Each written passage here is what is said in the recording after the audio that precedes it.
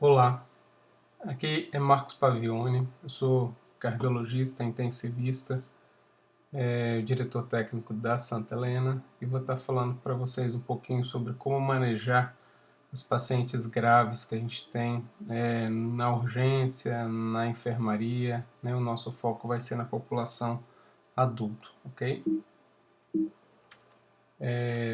Primeira coisa que a gente precisa definir é o que é um paciente grave, né? Então, na prática, para ficar mais fácil, o paciente grave é todo aquele que tiver alterações sérias, seja desses três órgãos-chave.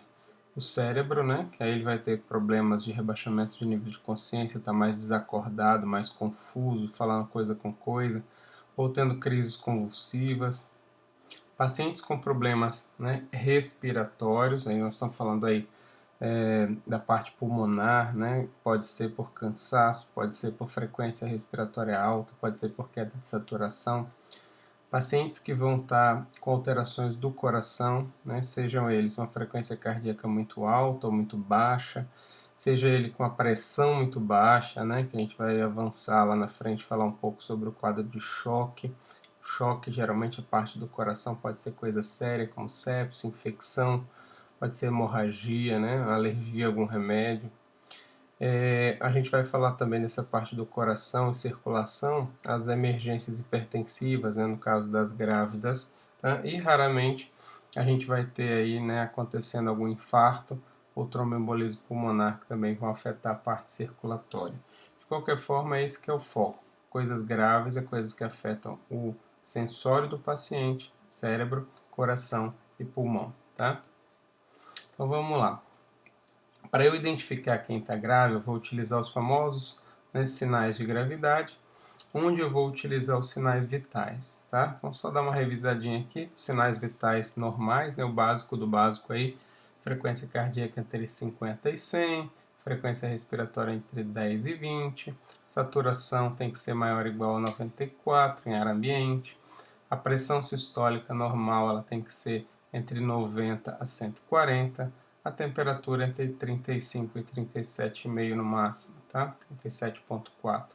Esse é o que a gente chama de sinais vitais normais, né? E a escala de dor tem que estar em zero.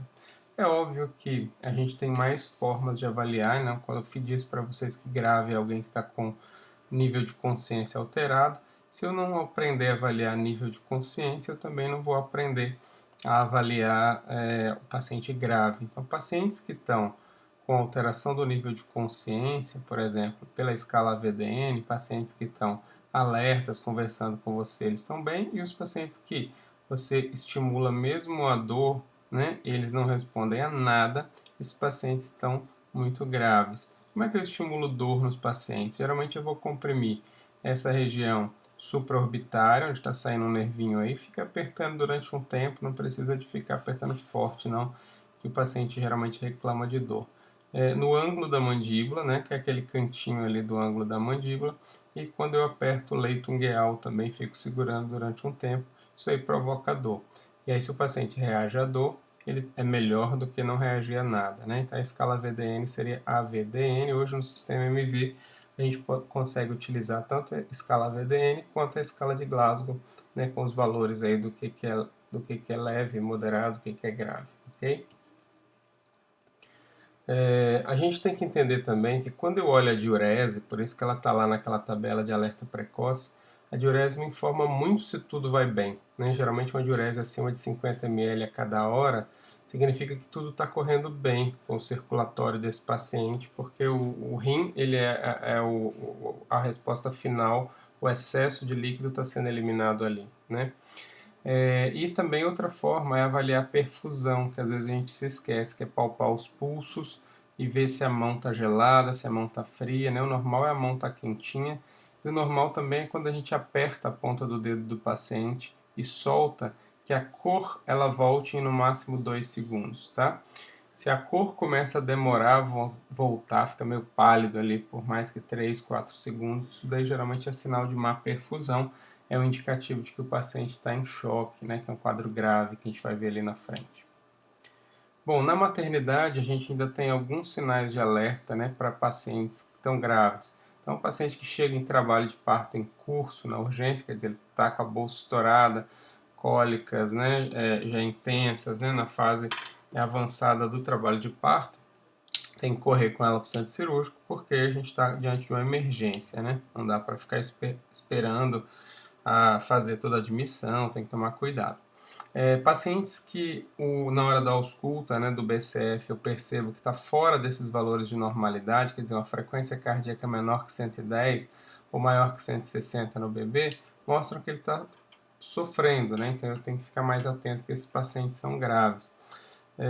Depois do parto, tomar cuidado também com os sangramentos, né? Os sangramentos pós-operatório. Então a gente tem uma escala para avaliar o que é muito e a gente tem que estar sempre acompanhando, porque esses pacientes com sangramento eles vão acabar evoluindo a óbito por sangramento, por exemplo, tá? Bom, para facilitar e reduzir os erros, a gente instituiu na clínica há uns 2 anos uma escala chamada alerta precoce. Tá? Alerta precoce, então, é uma forma de eu avaliar os sinais vitais do paciente, tá? E aí eu vou ver se esses sinais vitais estão alterados. Por quê? Porque 80% dos pacientes que vão ter uma parada cardíaca, quer dizer, as bombas relógio aí, elas vão ter os sinais vitais alterados antes de parar. Então, acompanhar os sinais vitais é uma forma de prever quem vai ter uma parada cardíaca. Lembre-se que a parada cardíaca, o resultado é péssimo, né? Para esse paciente ir para casa feliz, sorrindo depois de uma parada, é menos que 2%, né, no Brasil. Então, é um índice muito baixo de sobrevida depois que já parou. Então, o ideal é não deixar parar. Quando eu uso essas escalas de alerta precoce, eu aumento a sobrevida dos pacientes e evito quase que metade das mortes que iriam ocorrer, elas são evitadas. É óbvio que vai ter as mortes que a gente não consegue evitar, mas a gente consegue evitar em até 50%, tá?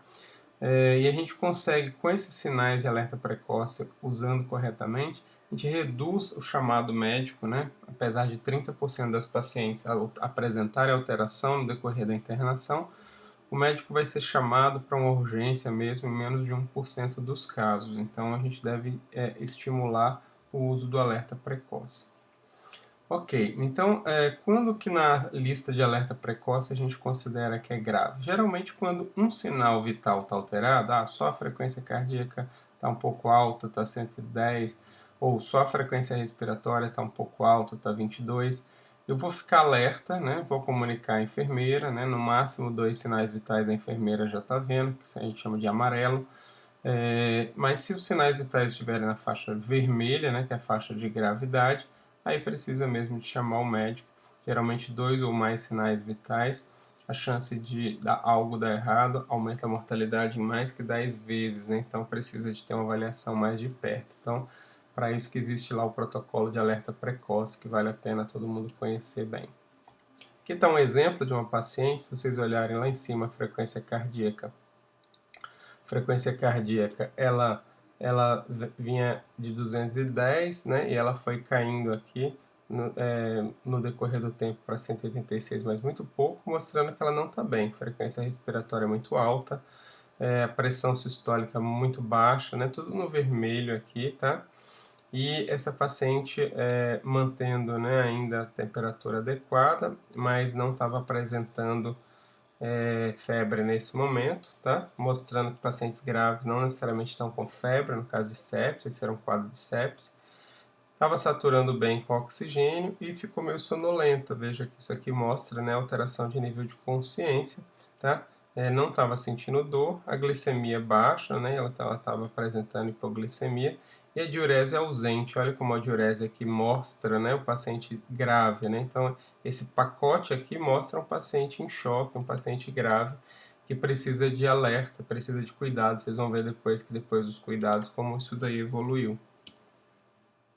Bom, esse paciente grave, então, o que é um paciente grave? Vocês viram ali que o paciente estava sonolenta, né? Então, paciente que altera o sensório, fica mais rebaixado, mais sonolento, só responde quando você chama, volta a dormir, só responde quando estimula a dor e volta a dormir. Esses pacientes estão graves, né? Ou, de repente, um paciente que estava bem desmaia subitamente, né? Isso daí também é sinal de gravidade para gente. Pacientes que têm crises convulsivas, né, no caso de pacientes com eclâmpsia, pré-eclâmpsia, isso daí é um risco muito alto. E paciente grave também pode se manifestar no respiratório. Então, quem são aqueles pacientes que estão com alteração respiratória? Quando a frequência está maior ou igual a 21, né? Ou quando está maior a 24, que é aqueles pacientes mais graves, ou quando a saturação está baixa, né? Paciente com saturação menor ou igual a 93, ou pressão, ou está na máscara de Venturi saturando mal, esses estão péssimos, né? Então, a gente tem que ver que menor ou igual a 94 de 93, desculpa, de saturação é ruim, né? A gente vai ficar de olho já já. Da parte respiratória, a gente tem que lembrar que os pacientes, às vezes, né, por dificuldade de falar, eles podem estar apresentando um quadro de tromboembolismo, né? Então, você veja esse trombo aqui, ele solta da veia cava, passa pelo ventrículo direito, entope o pulmão e dá uma falta de ar súbito, né? Isso é muito preocupante, agora com o Covid tem piorado, e no pós-operatório de cirurgias cesárea aumenta muito a chance de ter um trombo. Então, toda paciente que começa a ter uma falta de ar de uma hora para outra, né? A gente tem que ficar pensando muito em tromboembolismo pulmonar dentro de uma maternidade, tá? Nos quadros de pré-eclâmpsia, eclâmpsia, a gente pode ter também um pulmão que fica cheio de água, que a gente chama de edema agudo de pulmão. Vejam à direita, né, um pulmão está preto, né, que é essa área triangular do pulmão, e à esquerda as bases, né, estão todas cheias de líquido aqui, estão brancas, né, então mostrando que está encharcado de líquido. Então o raio-x às vezes vai nos ajudar aí também. Bom, quando a gente está falando de parte circulatória, uma das coisas que mais leva o paciente a ficar grave são as infecções. Quando a infecção espalha, né, vamos dizer assim, a gente tem um quadro de sepse. Veja aí a campanha que a gente tem para pensar em sepse, né? Sepse é uma confusão mental, quer dizer, alteração do sensório, alteração da perfusão, pele pálida, né, aquelas manchas meio violetas ali pelo corpo, né? Pressão cai, paciente que fica sem urinar, paciente com tremores, tá? Isso daí nos sugere muito ser infecção, sepse, e a frequência cardíaca ajuda muito a ver esses pacientes que não estão bem, que está faltando líquido dentro da veia. Geralmente a frequência cardíaca ela sobe, vai para cima de 110, 120, mostrando que esses pacientes não estão bem e que estão precisando de líquido de alguma forma, né? Seja na sepse, seja na hemorragia. Então, quando a gente vai avaliar essa parte da circulação e dizer que o paciente está mal, uma das coisas que a gente fica muito atento é em relação à pressão. Pressão arterial sistólica, voltando, sistólica menor que 90, ou média, como está aí, menor que 65, são pacientes muito graves, tá? Todo paciente com pressão arterial sistólica menor que 90, pressão arterial média menor que 65, estão muito graves, que eles já estão no quadro de choque, já mais avançado, tá? Se o pulso estiver ruim de palpar, vai tentar palpar o pulso radial, não consegue, o tempo de enchimento está prolongado, isso daí significa que eles não estão bem, tá? Então, hipotensão é isso, pressão arterial média menor que 65 ou sistólica menor que 90.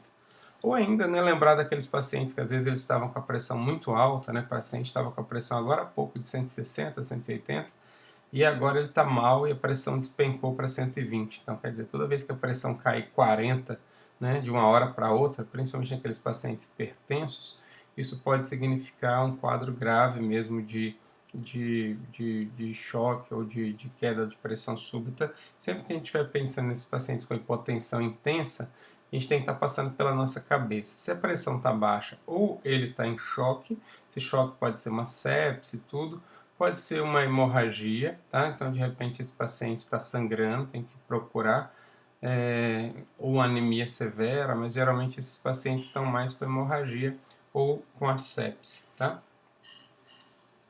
Aqueles pacientes que do nada têm uma parada cardiorrespiratória ou do nada eles têm uma queda de pressão ou do nada começa a saturação a piorar, estava bem, estava conversando, a época funda de uma vez, eu tenho que lembrar sempre disso, edema agudo de pulmão, infarto, arritmia já são coisas mais graves, né, nesses pacientes que do nada pioram, é diferente daquele que vem piorando, aquele que piora do nada é sempre pior, tá?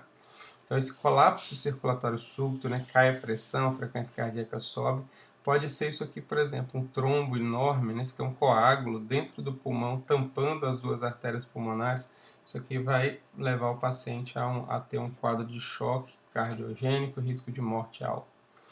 A gente tem na maternidade também os quadros de hipertensão grave relacionados à pré-eclâmpsia, né? Então, todo paciente que tiver pré-eclâmpsia, eclâmpsia, a gente tem que ficar de olho. Pacientes com pressão alta, né, grávidas com pressão alta antes ou após o parto, quando eu chamo de pressão alta, bem alta aí, que a gente vai pensar em pré-eclâmpsia, é quando a pré-eclâmpsia, né, acima de 140, mas acima de 160, com o diastólico acima de 110, eu estou pensando em pré-eclâmpsia mais importante, pré-eclâmpsia grave, principalmente quando associado a alterações visuais, respiratórias, circulatórias, alterações de rim, sem diurese. Então, temos um protocolo de atendimento ou de cuidado da paciente com pré-eclâmpsia.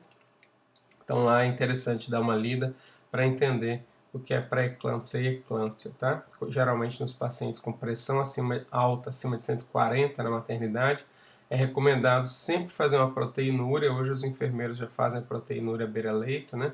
Para poder confirmar esses quadros de pré-eclâmpsia com mais precocidade, ok? Pacientes que podem apresentar dor torácica, né, dor torácica, dor no peito, né, dor para respirar, esses pacientes podem estar com doenças grávidas. As mais comuns é o infarto e o tromboembolismo, que é aquele trombo que eu mostrei para vocês que entope lá o pulmão. Tem outras causas menos comuns, como dissecção, pneumotórax, rotura de esôfago, não é tão comum na gestante.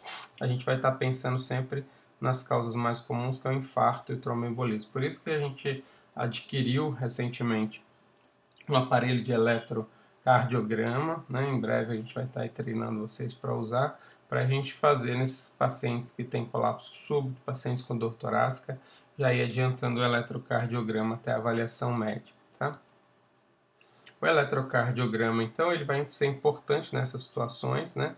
Então, aqui, por exemplo, aqui tem a linha de base, que é essa aqui de baixo, e aí tem depois do QRS tem um supra, né? Ele está mais alto aí, e se a carinha, né, dele tiver, né, com uma carinha triste, uma onda aí formando uma concavidade para cima, a gente vai identificar, por exemplo, o infarto, né? Não é a intenção dessa aula aqui, mas é só mostrar a importância de um eletrocardiograma para identificar o infarto, ou mesmo uma suspeita de tromboembolismo pulmonar.